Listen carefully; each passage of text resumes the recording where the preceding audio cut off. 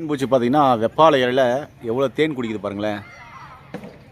வெப்பாலை பூ இருக்கு இல்லையா, அந்த வெப்பாலை பூவில் பாருங்கள் தேன் குடிக்குது. ஃபுல்லாக குடிச்சிட்டு இருக்குது நல்லாவே.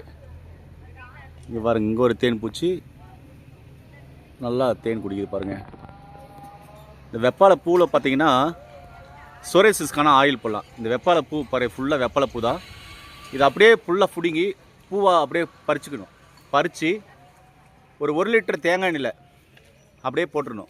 போட்டு அதை நம்ம சூரியப்படம் போடணும். ஒரு 7 நாள் சூரியப்படம் போட்டோமோ அப்படின்னா அந்த 7 நாளில் அந்த ஆயில் பார்த்திங்கன்னா ப்ளூ கலராக மாறிடும்.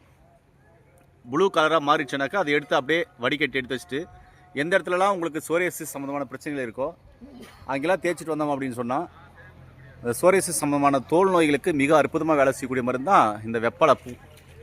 பாருங்கள், வெப்பாலை பூ ஃபுல்லாக இருக்குது. இது சீசனுக்கு தான் வரும். அந்த நேரத்தில் நீங்கள் பயன்படுத்திக்கங்க. சோரியாசிஸ்க்கு மேல் பூச்சிக்கு பயன்படுத்துகிற ஒரு அற்புதமான பூ தான் இந்த வெப்பாலை பூ. இந்த வெப்பாலை பூ எங்கே பார்த்தாலும் கண்டிப்பாக விடாதீங்க.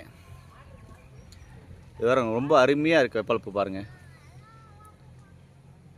இது மாதிரி வெப்பாலை பூவை பார்த்து பறித்து பயன்படுத்துங்க.